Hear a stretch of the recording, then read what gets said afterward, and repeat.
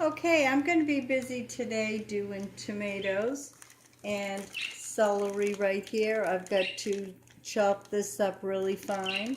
I'm going to put tomatoes and celery in a canning jar, and I will be using that for like a vegetable stock, a start of one.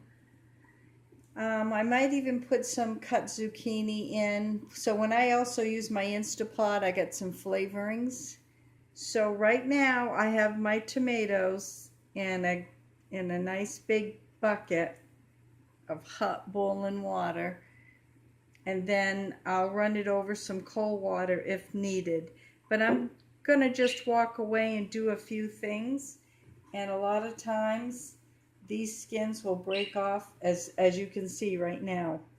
They're peeling on their own. And if they're real small, I'll just put the whole tomato in the jar and crush it up, because that's still all good for you.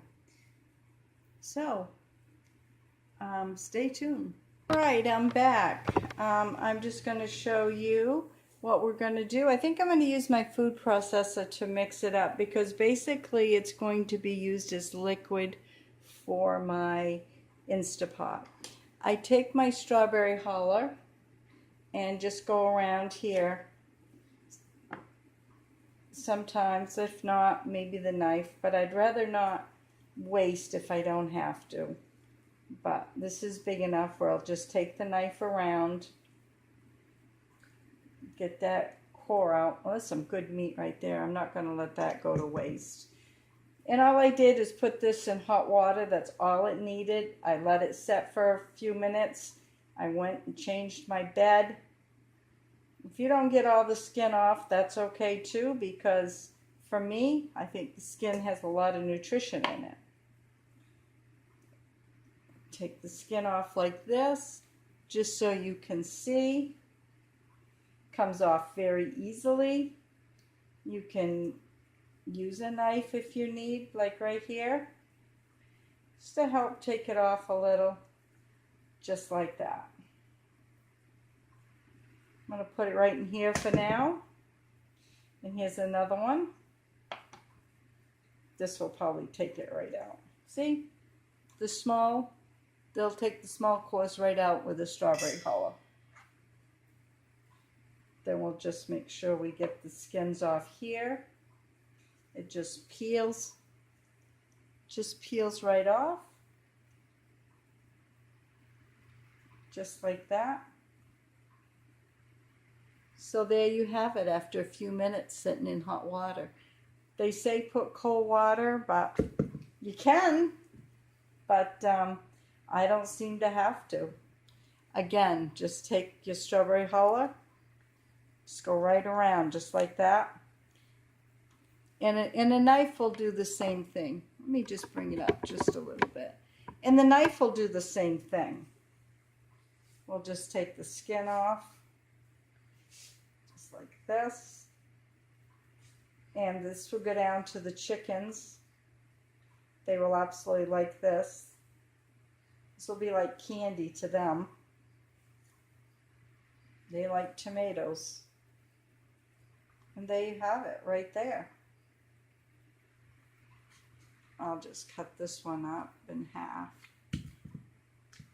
And I'm going to cut the celery and finish this, and you'll see the next step.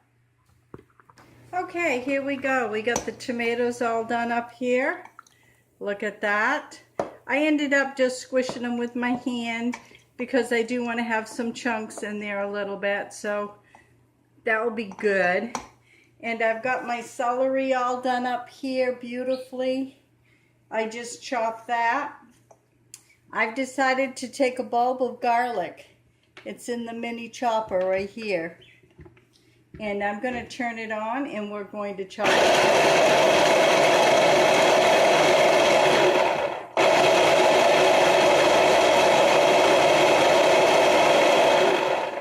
There we have it. We got one whole garlic bulb right there chopped up. So we're going to put that in it as well. This is going to be a nice Nice broth. Let me clean this out here, just like that.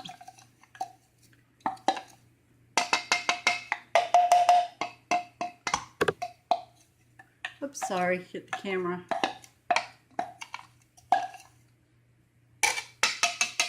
I'll have to get a spatula to get the rest of the little bit out. Let me just bring you up, just down, I guess, just a tad. Now we're going to put the celery.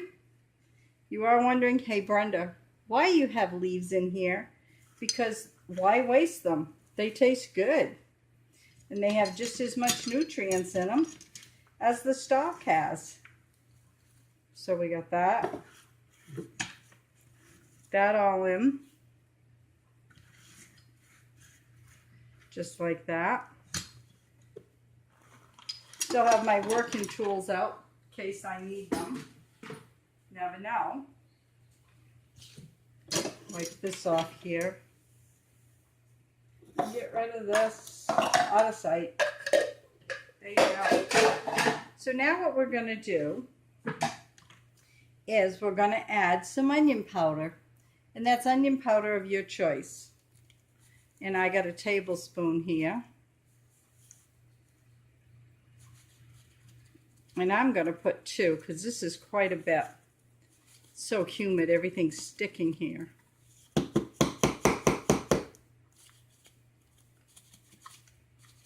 There, we'll call that 2 tablespoons. 2 tablespoons. And then garlic chive out of my garden that I dehydrated and then chopped up and made into powder. And this here, I do have a link on it, garlic chive. And I am going to take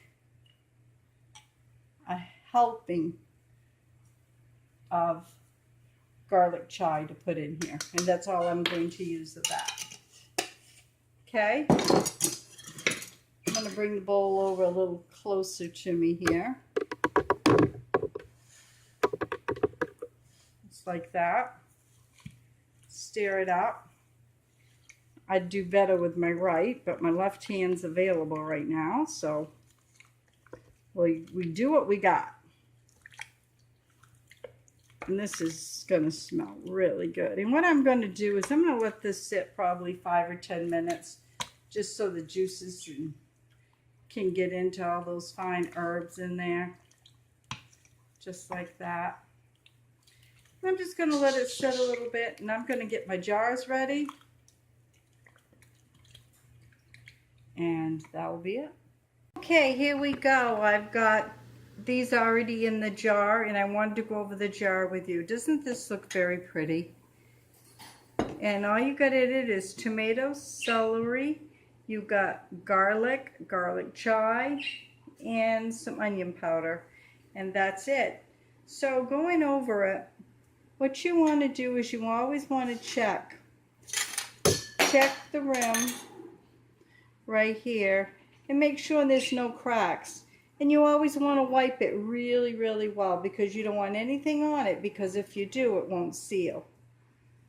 And then I always like to go in like this. I use this chopstick because I don't have one of those little fancy things, and takes the bubbles out. So now we're going to pop the lids into the water. You don't have to put the lids in the water, but I do because I'm just from the old school. So we're going to put the lids in the water for a second. Here's a tool right here, and it's magnetic right there. And what you do is you bring these up out of the water. Let me get a large one here. This is a large one's first here. Whoops. Just like this. And you want to set it right there on your jar, just like that. Once you set it on your jar, this is called a ring. You take the ring and you gently put it around the jar, and you just finger tight it. That's all. Finger tight is just barely going like that. You don't want to crank like that. You just want to finger tight. Okay. So we'll go on to the next one again. We'll wipe it.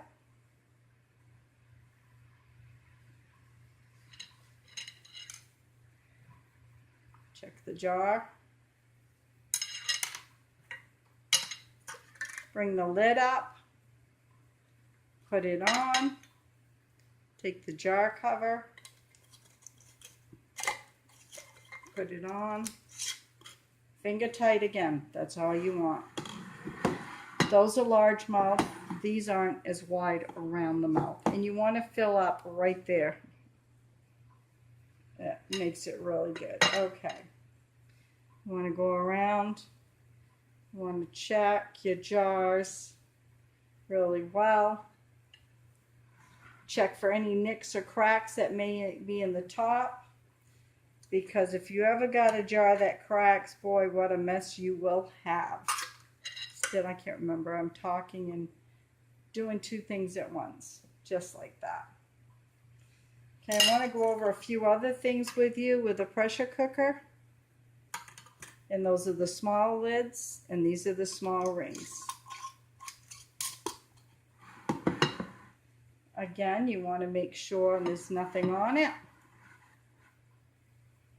No cracks. Put the lid on.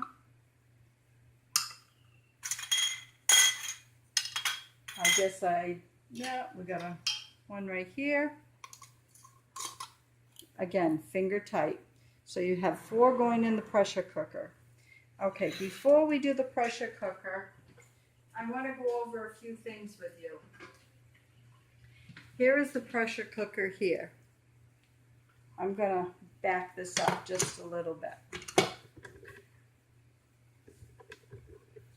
Okay, here is the cover of the pressure cooker. Right here. Here's your dial. And you want the pressure to go up to 10, which will be right there. I don't know if you can see it, but it's right there. Also, this here is the cap. This here is the vent. You've got to let steam come out of here for a good 10 minutes. It will steam up, and after the steam stops, you come, you put the cap on just like that. You also want to look right here in the back. You want to make sure your gasket's good.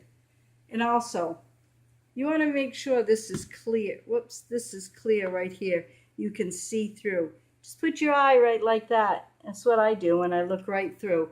If it's clear, it's good to go. Okay. Here we go. Okay, the jars are in. And I got to pick the camera up here with the tripod. They're inside right now. Whoops, I can't get it. Okay, here they are right now inside the canner. Now, you have to put, mine is the large canner. You have to put 12 cups of water and a good splash of vinegar.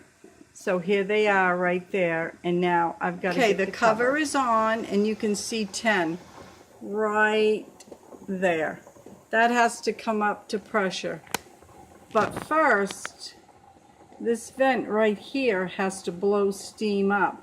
And once that steam comes up and then starts to go down, we'll put the little wiggle gadget on it. Okay, it's time to put the jiggler on. The steam is going. And here we go. It's on. Now this gauge here, it will start building pressure. Okay, there you have it right there, 10 pounds. Well, now we got to let this go for 25 minutes, and then the vent is already on. I'm not sure in the beginning if I said once the steam starts venting really good, like 10 minutes, wait till it stops. Do not. That's when you cap it. I haven't used this for so long, I forgot. But when the steam comes flowing really, really well, that's when you want to cap it, and it's about 10 minutes. So now I have to watch this vent. This is a 22 quart pressure canner. And here is like a little ring that sits on top of the jars, and you can stack on top of that. So There you have it. There you have it right here. The beeper's going, and I'm shutting the stove off. Now we have to wait for this gauge to come all the way down to 0 in pressure before we think about opening it. And you have to be very careful when you open it, and you open it away from you. You have the cover away from you, so you got to be careful of steam. Okay, I've let this set for a while. It's on 0 and the vent is off. I'm gonna open the cover, and I want to show you how I do it. I open the cover towards me to let the steam escape towards the wall. Okay? Turning right now the cover. Okay? Taking it, and I'm pulling it away from me like that. And see the steam? I don't know if you can see the steam come up. Just like that. I pulled it away from me. Now I cannot lift the container, so I will have to take the jars out by themselves because it is too heavy on me to do that. Okay, here they are out of the canner, out of the pressure cooker. And these are the tongs that I use to get them out with, right here. I have a hard time lifting. That's a 22 quart one, so that is heavy. And when you start putting the jars in, see it all bubbling?